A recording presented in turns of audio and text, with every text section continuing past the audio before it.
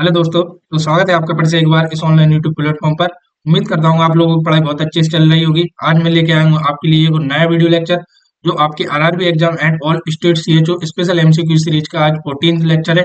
तो अभी तक अगर आपने मेरे इस धाकड़ नर्सिंग अकेडमी के चैनल को सब्सक्राइब नहीं किया तो सब्सक्राइब कर लीजिए, जिससे आने वाले जितने भी इंपोर्टेंट वीडियो लेक्चर है आप तक पहुंच सके। दोस्तों साथ में कर लीजिए बेल आइकन को प्रेस, जिससे आपको जो भी वीडियो अपलोड होगी इस चैनल पर उसका नोटिफिकेशन आप तक पहुंच सकेगा दोस्तों। और अगर आपने अभी तक मेरे इस वीडियो लेक्चर को लाइक नहीं किया है तो लाइक कर दीजिए, साथ में शेयर कर दीजिए और अपने ग्रुप्स में सब में शेयर कर दीजिए, नर्सिंग के विद्यार्थी तक ये इंपोर्टेंट क्लास पहुंच सके। दोस्तों बने रहिए इस यूट्यूब चैनल पर। मैं आपके लिए आपकी तैयारी को मजबूत बनाने के लिए रोजाना एक दिन छोड़ के या रोजाना आपको एक वीडियो लेक्चर प्रोवाइड करा रहा हूं, जो आपके आरआरबी और ऑल स्टेट सीएचओ के लिए इतना इंपोर्टेंट रहने वाला है, बहुत ज्यादा हेल्पफुल दोस्तों। तो श्री कृष्ण कहते हैं, श्री कृष्ण जी क्या कहते हैं, याद रखना आप दोस्तों। आज आपका बुरा वक्त आपके चरित्र को महान बनाता है। आज आपका बुरा वक्त चल रहा है दोस्तों, तो ये आपके चरित्र में निखार लेके आएगा। आपकी आज की मेहनत, आज की आपकी जो मेहनत है वो आपको एक दिन निश्चित ही सफलता दिलाएगी। इसलिए आप कंटिन्यू मेहनत कीजिए और अच्छे से पढ़ाई कीजिए। और आपने अगर मक्कारी यहाँ मिलाई तो आप आपके खुद के फ्यूचर के साथ में यहाँ पर आप अपने आप को धोखा दे रहे हो, अपने माँ बाप को धोखा दे रहा है। दोस्तों एक बात आपको ध्यान रखना है, आपको बहुत अच्छे से पढ़ाई करनी है और कंटिन्यू बना रहना है मेहनत में। और एग्जाम आपको वैकेंसी देखने को मिल रही है तो जल्दी से सिलेक्ट होइए और अपने सपनों को पूरा कीजिए। देखिए आज का एक बेहतरीन क्वेश्चन आपके स्क्रीन बोर्ड पर ए रहा, शानदार क्वेश्चन जो आपके एग्जाम में आपको देखने को मिलेगा। ठीक है दोस्तों, पढ़िए और जवाब दीजिए। आज का बेहतरीन क्वेश्चन देखिए, cell division occur in which layer of the epidermis. पूछा गया है cell layer, cell division occur in which layer of epidermis. Epidermis के कौन से भाग में सेल डिवीजन होता है। ठीक है, यहाँ पर एपिडर्मिस क्या है, एक स्किन की लेयर है। एपिडर्मिस क्या है, स्किन की लेयर है। यहाँ पर एपिडर्मिस के भी और पार्ट होते हैं, तो उसमें से पूछा गया है कौन से पार्ट में सेल डिवीजन होता है। चलिए तो आप इन एपिडर्मिस के चार भाग होते हैं, इसमें उनके नाम दिए गए हैं। एक तो होती है stratum reticularis, stratum basale, stratum lucidum, stratum granulosum. ये आपके एपिडर्मिस भाग के चार पार्ट होते हैं। इनमें से सेल डिवीजन कौन से भाग में होता है ये आपको जवाब देना है। तो चलिए इसका राइट आंसर मैं आपको बता देता हूँ। स्ट्रेटम स्ट्रेटम बेसेली भाग होता है, उसमें आपका सेल डिवीजन देखने को मिलता है दोस्तों एपिडर्मिस लेयर में। यहाँ पर देख लीजिए स्किन की कितनी लेयर होती है। स्किन की यहाँ पर चार लेयर होती है। स्किन की कितनी लेयर होती है, फोर लेयर होती है। यहाँ पर देखिए एक एपिडर्मिस होती है सबसे ऊपर की लेयर। क्वेश्चन एग्जामिनर क्या पूछता है, सबसे ऊपर की लेयर का नाम बताइए। स्किन की सबसे ऊपर की लेयर का नाम बताइए, तो आपको बता देना है एपिडर्मिस, एक क्वेश्चन। दूसरी दूसरी लेयर का नाम बताइए, डर्मिस। तीसरी लेयर का नाम बताइए, हाइपोडर्मिस। इंपोर्टेंट क्वेश्चन बनते हैं यहाँ से जो आपको याद रखना है। आपके सबसे नीचे मसल्स होती है, मसल्स होती है सबसे नीचे जो होती है वो क्या होता है, मस्कुलर भाग होता है, मसल्स होती है यहाँ पे। ठीक है, तो आपको ये इंपोर्टेंट चीज है जो आपको याद रखनी है। चलिए ये देखिए, यहाँ पर लेयर ऑफ द स्किन में एपिडर्मिस की कितनी लेयर होती है मैं आपको बता देता हूँ। यहाँ पर देखिए एपिडर्मिस की कितनी लेयर होती है। एक होती है stratum corneum, stratum lucidum, stratum granulosum, spinosum और बेसिली। जो आपका बेसिली भाग होता है, सबसे डीपेस्ट भाग होता है, वहां पर आपको सेल डिवीजन देखने को मिलता है, सेल डिवीजन देखने को मिलता है। एपिडर्मिस लेयर की सबसे डीपेस्ट लेयर स्ट्रेटम बेसिली भाग में सेल डिवीजन आपको देखने को मिलता है। ये इंपोर्टेंट आपको याद रखना है दोस्तों। ठीक है, अगला और शानदार क्वेश्चन ये रहा आपकी स्क्रीन पर, पढ़िए और जवाब दीजिए। अगला और शानदार क्वेश्चन ये रहा आपकी स्क्रीन पर, देखिए यहाँ पे, which of the following function is not associated with the skin. यहाँ पर पूछा गया है स्किन के फंक्शन कौन से हैं और कौन सा फंक्शन है जो स्किन का फंक्शन नहीं है। यहाँ पर पढ़िए आप देखिए, स्किन का मेन काम क्या है, डिटेक्शन ऑफ सेंसरी इंफॉर्मेशन। बिल्कुल, स्किन सेंसरी इंफॉर्मेशन प्रोवाइड कराती है। प्रोटेक्शन ऑफ अंडरलाइंग स्ट्रक्चर, बिल्कुल ये अंडरलाइंग स्ट्रक्चरों का प्रोटेक्शन करती है आपकी स्किन। यहाँ पर हम बात करें सिंथेसिस ऑफ विटामिन बी, नहीं, यहाँ पर आपकी स्किन विटामिन बी का सिंथेसिस नहीं करती है, आपकी स्किन विटामिन डी का सिंथेसिस करती है। किसका सिंथेसिस करती है, विटामिन डी का। और वो भी कब, presence of presence of sun sunlight, presence of sunlight. ठीक है दोस्तों, प्रेजेंस ऑफ सनलाइट की उपस्थिति में आपकी जो स्किन है विटामिन डी का फॉर्मेशन करती है, इंपोर्टेंट याद रखना है। और main source main source of main source of vitamin D main source of vitamin D in human, वो भी क्या है, स्किन ही है, जो मेन सूर्य के प्रकाश की उपस्थिति में आपको विटामिन डी बनाती है। ठीक है, यहाँ पर इंपोर्टेंट क्वेश्चन एक और क्या है, maintenance of normal body temperature, आपकी स्किन आपके शरीर में नॉर्मल बॉडी टेम्परेचर मेंटेन करके रखती है दोस्तों। तो यहाँ पर जो बाकी के ये तीनों फंक्शन है स्किन के हैं आपके, बाकी का आपका सी है जो गलत आंसर है, विटामिन बी का सिंथेसिस स्किन नहीं करती है। चलिए, एक और बेहतरीन क्वेश्चन ये रहा आपकी स्क्रीन पर, पूछा क्या गया है यहाँ पे देखिए, which of the following is not an accessory structure of integumentary system, integumentary system का कौन सा भाग या कौन सी स्ट्रक्चर असेसरी ऑर्गन नहीं है। तो यहाँ पर आप देख लीजिए, मल्टी सेलुलर एक्सोक्राइन ग्लैंड आपके इंटेग्यूमेटरी सिस्टम के भाग हैं। यहाँ पर हम बात करें हाइपोडर्मिस, ये एक लेयर है स्किन की, यह एक लेयर की स्किन है, तो ये तो इंटेग्यूमेटरी सिस्टम का ही पार्ट है, यह असेसरी ऑर्गन नहीं है। ठीक है दोस्तों, हेयर आपके असेसरी ऑर्गन है, नेल्स आपके असेसरी ऑर्गन है, मल्टी सेलुलर एक्सोक्राइन ग्लैंड आपके असेसरी ऑर्गन है इंटेग्यूमेटरी सिस्टम के। तो ये आपको ये हाइपोडर्मिस एसेसरी ऑर्गन नहीं है, ये खुद इंटेग्यूमेटरी सिस्टम का एक मेन इंपोर्टेंट भाग है। यहाँ पर हम बात करें और असेसरी ऑर्गन क्या क्या होती हैं आपकी, स्वेट ग्लैंड, स्वेट ग्लैंड भी आपकी असेसरी ऑर्गन्स में आती हैं दोस्तों, ये आपको इंपोर्टेंट याद रखना है। ठीक है, साथ में हम बात करें यहाँ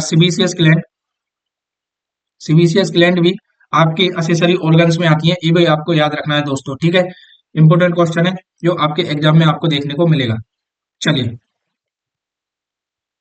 अगला और बेहतरीन क्वेश्चन ये रहा आपकी स्क्रीन पर, पढ़िए और जवाब दीजिए। पूछा गया है यहाँ पे, which of these is type of hair found on the fetus but not present after birth, ये चारों बालों के प्रकार हैं, आपके फीटस में प्रेजेंट रहते हैं, बट जब बच्चा जन्म ले लेता है बर्थ होने के बाद वो देखने को नहीं मिलता है। तो इनमें से कौन से हेयर है, जो देखिए यहाँ पे बेलस हेयर है, बेलस हेयर है, आफ्टर बर्थ आपको देखने को मिलेंगे आपके बच्चे में। साथ में टर्मिनल हेयर है, यहाँ पर बच्चे में देखने को मिलेंगे। लेनिगो हेयर ये नहीं देखने को मिलेंगे आफ्टर बर्थ, ये डिसअपियर हो जाते हैं आफ्टर बर्थ, ये डिसअपियर हो जाते हैं लेनिगो। और बहुत टर्मिनल हेयर पाए जाते हैं एंड लेनिगो, ये टर्मिनल हेयर पाए जाते हैं, लेनिगो कुछ समय के लिए देखने को मिलता है, लेकिन जब बच्चा जन्म ले लेता है उसके बाद लेनिगो हेयर है वो डिसअपियर हो जाते हैं, बाद में बच्चे में नहीं रहते हैं, ये परमानेंट। ठीक है दोस्तों, ये इंपोर्टेंट चीज है जो आपको याद रखनी है। यहाँ पर देखिए लेनिगो कैसे होते हैं, देखिए ये आपका बच्चा जन्म है, ये स्मॉल स्मॉल स्मॉल ये पूरे हेयर स्ट्रक्चर दिख रही है आपको पूरे शरीर में हेयर रहते हैं बच्चे के, इन्हें हम लेनिगो बोलते हैं। लेनिगो क्या करता है, is a thin soft and poorly pigmented hair होते हैं, such as the fine hair that cover the body of the fetus और न्यूबॉर्न को कवर करके रखते हैं। ठीक है दोस्तों, लेकिन ये बच्चे में जन्म के समय ही कुछ टाइम तक देखने को मिलते हैं, बाद में ये डिसअपियर हो जाते हैं, हमेशा के लिए नहीं रहते हैं दोस्तों। इंपोर्टेंट आपको याद रखना है ये। यहाँ पर इंपोर्टेंट क्वेश्चन क्या है देखो, इंपोर्टेंट क्वेश्चन क्या है, एक और पूछा गया है आपसे, your fingerprint are external manifestation of dips and ridges characteristics of which layer. यहाँ पे हम बात करें, आप हमेशा जो फिंगरप्रिंट है आपके परमानेंट मार्क्स रहते हैं वो डिप्स एंड रेड्ज कैरेक्टरिस्टिक कौन सी लेयर के हैं। तो यहाँ पर आपको 4 लेयर दी गई हैं, उनमें से आपको एक सही आंसर चूज करना है, stratum lucidum, stratum germinatum, stratum corneum, none of the. तो मैं आपको यहाँ पर एक चीज बता दूं, यहाँ पर जो राइट आंसर रहने वाला है स्ट्रेटम ग्रेविडम, यह है, अभी हमने पढ़ा था बेसेली, सबसे डीप लेयर होती है कौन सी, डीप लेयर, डीपेस्ट लेयर होती है जिसमें डिप्स एंड रिड्ज निकले रहते हैं। ठीक है, जो क्या करते हैं आपके फिंगरप्रिंट्स को इंडिकेट करते हैं। ये फॉरेंसिक पर्पज में भी फिंगरप्रिंट्स का यूज लिया जाता है, जो कभी चेंज नहीं होते हैं आपके। एक जो फिंगरप्रिंट परमानेंट होते हैं, फिंगरप्रिंट परमानेंट होते हैं, ये आपके एज और ग्रोथ के साथ चेंज नहीं होते हैं। ठीक है दोस्तों, फॉरेंसिक पर्पज से सबसे इम्पोर्टेंट जो यूज ली जाती है फिंगरप्रिंट, जिससे लोगों को पहचानने के लिए। ये क्या है, ये टेक्निक कभी, और एक तो फिंगरप्रिंट कभी किसी से मिलती नहीं है, ये इम्पोर्टेंट चीज है, ये आपको याद रखना है। तो dips and ridge characteristic which layer, तो ये आपके स्ट्रेटम ग्रेवी जर्मिनेटम, जिसे हम बेसिली बोलते हैं, सबसे डीपेस्ट लेयर, उसका एक कैरेक्टरिस्टिक्स है। चलिए, यहाँ पर वेरी इंपोर्टेंट क्वेश्चन आपसे पूछा गया है एक और, देखिए यहाँ पे striae, striae occur as a result of, striae क्या होते हैं, एक मार्क होते हैं, स्टेरी मार्क कब देखने को मिलते हैं, losing too much epidermis, too many fibre in hypodermis, pimples, over stretching the dermis layer. तो आपको ये देखने को मिलते हैं जब आपकी डर्मिस लेयर को ओवर स्ट्रेचिंग हो जाए, ठीक है, और खिंच जाए जोर से, ठीक है। चलिए, ये आपको कब देखने को मिलेंगे, ये देखिए यहाँ पे हम देख लें, ये मोटे लोगों में देखने को मिलता है ज्यादातर, उनका अगर वेट कम हो जाए तो आपका जो लेयर है वो खिंच जाएगी, खिंचने से क्या होगा, आपको ये बर्थ, ये मार्क्स देखने को मिलेंगे, जिसे हम बोलते हैं स्ट्राइग्रेविडेरम, स्ट्राइग्रेविडेरम, ठीक है दोस्तों, ये मार्क्स होते हैं। और आपसे पूछ ले एग्जामिनर, ये एक लाइन रहती है, ठीक है, ये आपकी ना भी, ठीक है, यहाँ से एक लाइन देखने को मिलती है आपको सीधी, ये देखने को मिलती है गर्भवती महिलाओं में, जिसे हम बोलते हैं लाइन या नाइग्रा, किसमें देखने को मिलती है, गर्भवती महिलाओं में, प्रेगनेंसी के टाइम पर ये लाइन या नाइग्रा देखने को मिलती है, ठीक है दोस्तों, एक लाइन होती है जो आपको सीधी सीधी नजर आएगी, ठीक है दोस्तों, इसे बोलते हैं हम लाइन या नाइग्रा, जो गर्भवती महिलाओं में देखने को मिलती है। स्टेगरेविडरम, जब आपकी डर्मिस लेयर खिंच जाती है आपस में, तो आपको ऐसे लाइन दिखाई देते हैं, जिन्हें हम स्ट्री बोलते हैं, स्टेगरेविडरम। चलिए, वेरी इंपोर्टेंट क्वेश्चन है, आपको याद रखना है। एक और शानदार क्वेश्चन आपसे पूछा गया है, यहाँ पर देखिए क्वेश्चन क्या पूछा गया है, B cells lymphocytes mature in, आपकी जो बी सेल लिम्फोसाइट है वो कहाँ पर मैच्योर होती है, ब्रेन में, बोन मैरो में, थाइमस में, और ब्लड सेल्स में। एक चीज बताई थी मैंने, बी से बी याद रखना है, बोन सेल, जो बी सेल रहती है वो किस में मैच्योर होती है, बोन मैरो में, ठीक है, इंपोर्टेंट है जो आपको याद रखना है। चलिए, यहाँ पर एक और वेरी इंपोर्टेंट क्वेश्चन आपसे पूछा गया है। इंपोर्टेंट क्वेश्चन क्या है, role of immunoglobulin G is two, immunoglobulin G का मेन रोल क्या है, तो बताइए आप, ये क्या करती है, activate the complement system, activate the process of inflammation, activate the kinin system, activate the T cell lymphocyte. तो जो मेन इसका जो राइट आंसर है, मैं वो आपको बता देता हूँ, वो ये मेन जो आईजीजी है, ये क्या करती है, क्रॉस द प्लेसेंटा, ये मेन एक एक अकेली इम्यूनिटी है जो cross the placenta, cross the placenta, placenta को क्रॉस कर जाती है दोस्तों। इंपोर्टेंट क्वेश्चन है जो एग्जामिनर आपसे यहाँ से ये पूछेगा, कौन सी अम्यूनोग्लोबुलिन है जो प्लेसेंटा को क्रॉस कर जाती है, तो आईजीजी, अम्यूनोग्लोबुलिन जी, जो प्लेसेंटा को क्रॉस कर जाती है, यह एक्टिवेट कॉम्प्लीमेंट सिस्टम को एक्टिवेट करने का काम करती है। इंपोर्टेंट है जो आपको याद रखना है।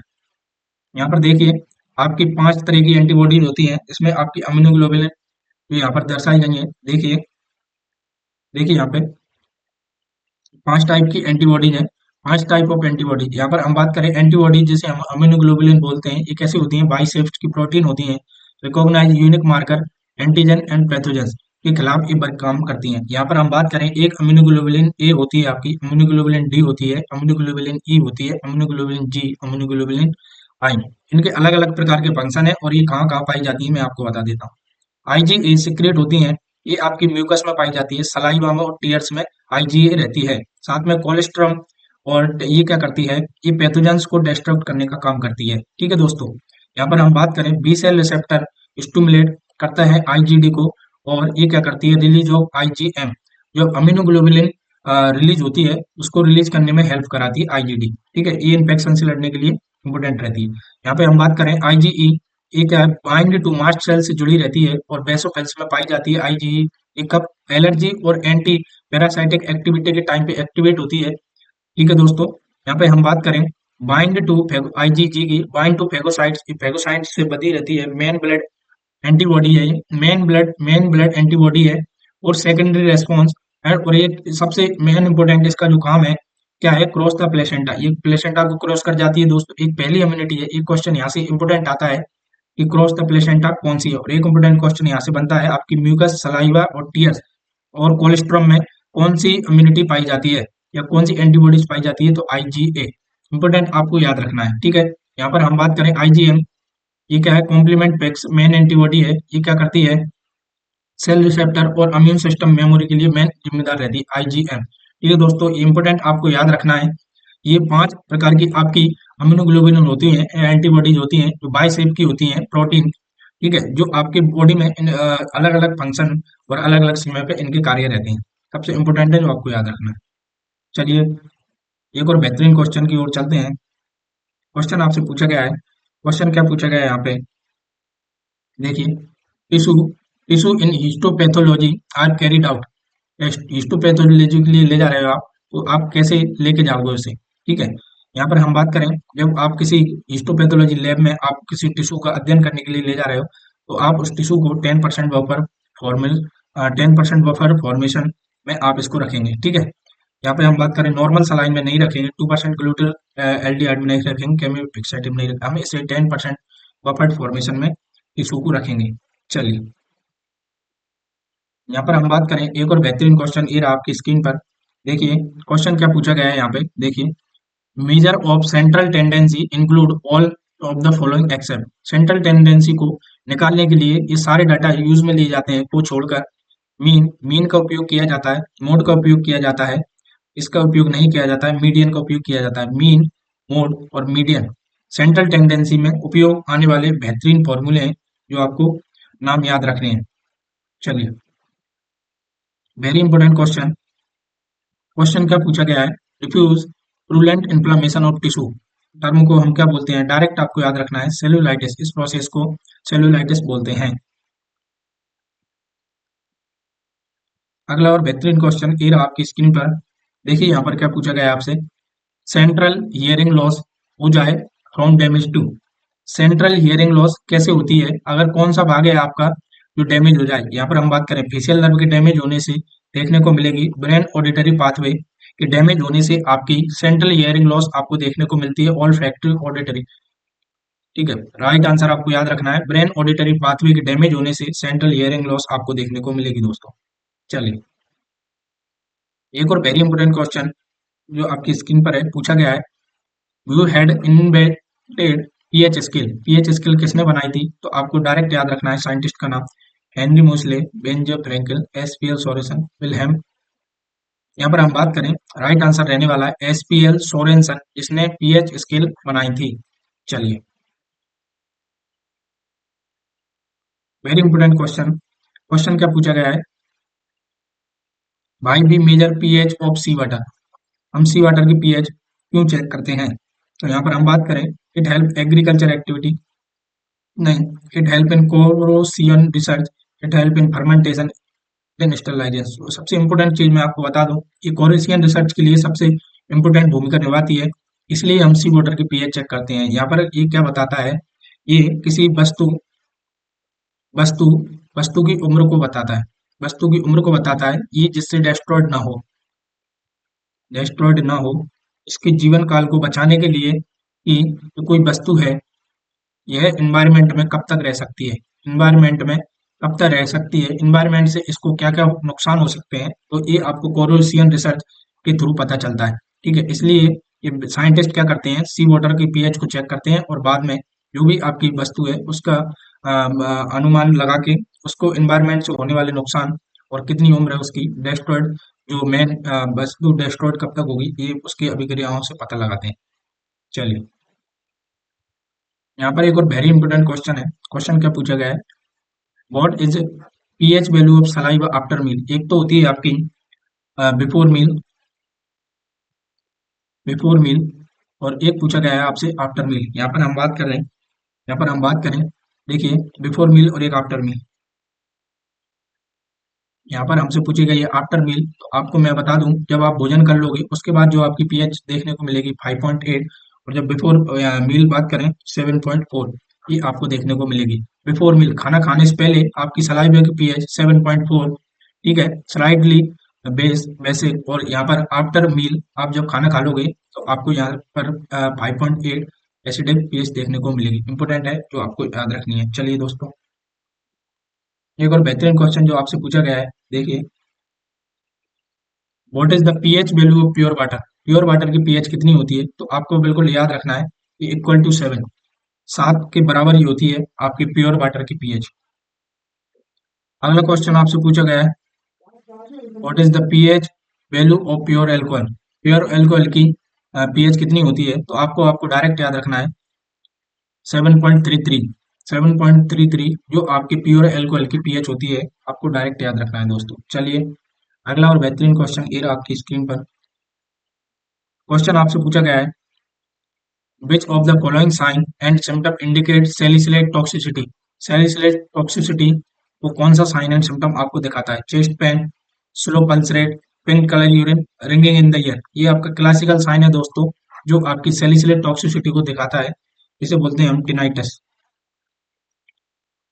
आपके कान रिंगिंग ईयर, आपके कान में रिंगिंग रिंगिंग आवाज आएगी तो सैलिसिलेट टॉक्सिसिटी को इंडिकेट करेगी। इंपोर्टेंट साइन एंड सिम्टम है, क्लासिकल साइन है दोस्तों। इंपोर्टेंट क्वेश्चन जो आपसे पूछा गया है, देखिए यहाँ पे क्वेश्चन क्या पूछा गया है, the book named philosophic zoology was published in 1809 was written by. तो क्वेश्चन पूछ सकता है यहाँ से, ये कब पब्लिश हुई थी, 1809 में पब्लिश हुई थी, कौन से साइंटिस्ट के द्वारा ये बुक लिखी गई थी। यहाँ पर हम बात करें डार्विन, मेंडल, डी वेरिस, तो लेमार्क, इसके जो साइंटिस्ट थे लेमार्क, उन्होंने ये बुक पब्लिश की थी। यहाँ पर वेरी इंपॉर्टेंट क्वेश्चन पूछा गया है एक और बुक से रिलेटेड। यहाँ पर descent of man selection in relation to sex was written by. ये बुक किसने लिखी थी, तो आपको याद रखना है ये लिखी थी चार्लेस डार्विन ने। चार्लेस डार्विन में जिसने इसमें ह्यूमन डेवलपमेंट के बारे में बताया गया था, ह्यूमन डेवलपमेंट के बारे में बताया गया था। ठीक है, इंपोर्टेंट आपको याद रखना है दोस्तों, ये बुक किसने लिखी थी, चार्लेस डार्विन ने। इंपोर्टेंट क्वेश्चन है आप यहाँ पर देखिए, क्वेश्चन क्या पूछा गया है, which type of tissue form glands. Glands को कौन से प्रकार के टिश्यू बनाते हैं, तो आपको डायरेक्ट याद रखना है एपिथेलियल टिश्यू आपके ग्लैंड का फॉर्मेशन करते हैं। ओके दोस्तों, ये आज के क्वेश्चन सेशन का लास्ट क्वेश्चन था। अभी तक अगर आपने मेरे वीडियो लेक्चर को लाइक नहीं किया है तो लाइक कर दीजिए, साथ में शेयर कर दीजिए और चैनल को कर लीजिए सब्सक्राइब, जिससे आने वाले जो भी इंपोर्टेंट वीडियो लेक्चर है आप तक पहुंच सके। दोस्तों बने रहिए इस यूट्यूब चैनल पर, मिलते हैं अगले बेहतरीन कंटेंट के साथ में अगले वीडियो लेक्चर में। धन्यवाद।